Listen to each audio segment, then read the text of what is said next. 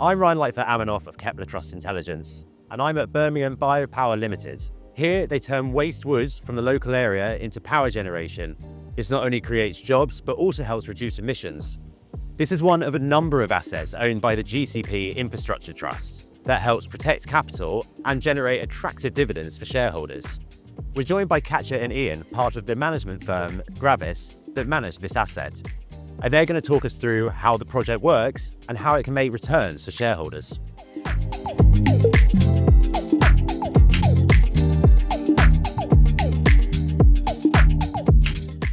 So, Katja, perhaps to start, can you tell us a little bit about the investment and why you chose to add it to the portfolio?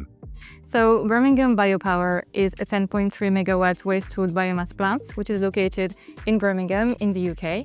This is actually one of the first waste wood biomass plants that was developed in the UK, and it started commercial operations in 2016. So this plant uses around 70,000 tons of waste wood per year and has enough capacity to generate electricity to power around 10,000 homes with renewable energy. So this investment was made originally in 2013 in the form of a senior loan that was provided to fund construction of the project. So GCP Infra actually provided 50% of the total senior debt provided to fund construction, and the remaining 50% was provided by the UK Green Investment Bank at that time. This investment allowed the fund to invest in the UK biomass sector, diversifying further its portfolio. The project also benefits from long-term, public sector-backed, inflation-linked revenues in the form of renewable obligation certificates. This was also a really good opportunity to invest side by side with the UK government, which was acting through the UK Green Investment Bank. Following technical challenges during construction and also during early operations, the Birmingham Biopower Limited company entered administration in June 2020. This 9-month process was initiated and also led by Gravis. In March 2021, the company Birmingham Biopower Limited exited administration with Gravis as sole equity holder. And so how does an investment like this make revenue for the GCP Infrastructure Trust? Birmingham Biopower uses waste wood gasification. So this is classified by Ofgem as being an advanced combustion technology, or ACT. Being an ACT allows the project to receive 1.9 renewable obligation certificates per megawatt hour of eligible output. This project also benefits from the sale of electricity to npower under a 15-year power purchase agreement. In this case, the price is variable and really depends on the wholesale electricity price in the UK. Finally, the project has also developed a private wire on site with its landlord, the Tidely Energy Park. So it's also received the revenue from the sale of electricity to the landlord. And so how does this asset fit in with the wider GCP portfolio?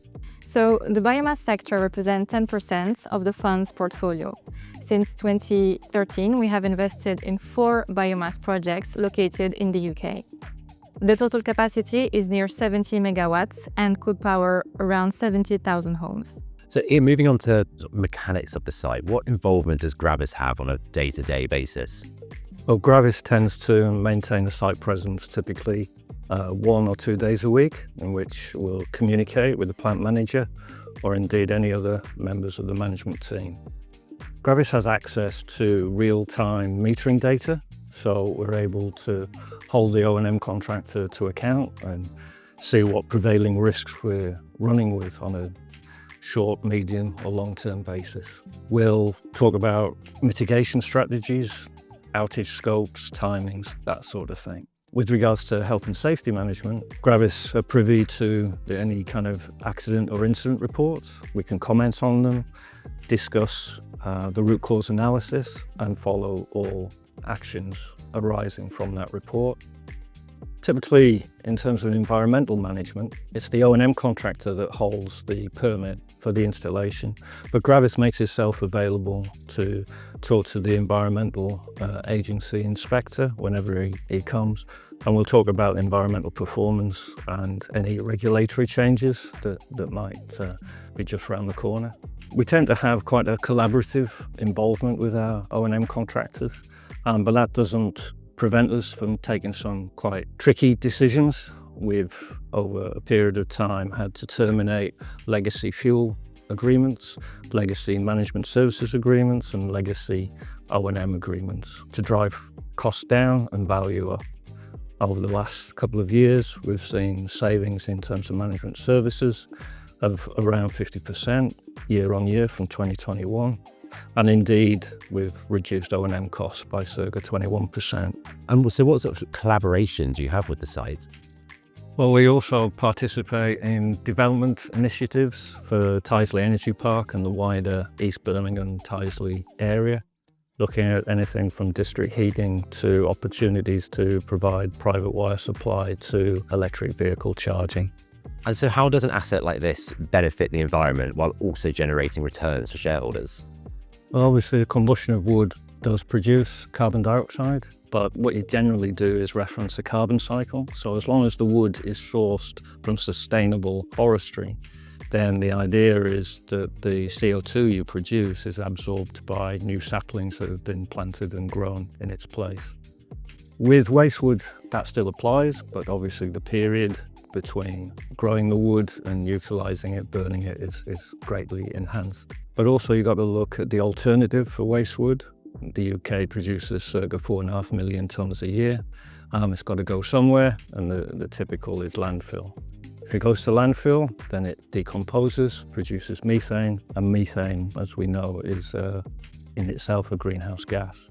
If you look at the 20-year life cycle of methane in the atmosphere, then it's up to 80 times the potency of CO2 in terms of its greenhouse gas effect. Clearly, BBPL is just one example of the UK's infrastructure needs over the next few years and beyond. Billions of pounds will be needed to help fund this build-out, but this provides opportunities for investors to not only help fund the UK's renewable energy future, but also generate attractive returns for doing so. These projects are often backed by the government and have inflation linkage. Furthermore, the sector is largely uncorrelated to the economic environment, which may offer diversification for an investor's portfolio. The GCP Infra Trust is one way that investors can capture this. The trust invests in a mature and operational portfolio of UK infrastructure assets, which benefit from public sector-backed cash flows and a focus on debt. This means the trust can offer reliable and predictable income with the goal of preserving capital. Alongside BBPL and the biomass sector, the trust has exposure to other renewable energy projects that provide power to local homes and communities, as well as having benefits for the wider environment. The team has a proven track record of being a first mover in much of the space, as we have shown in the video with BBPL, which was one of the first waste wood biomass facilities in the UK. If you would like to find out more information on the GCP Infra Trust, please visit either the Gravis or Kepler websites at graviscapital.com or trustintelligence.co.uk.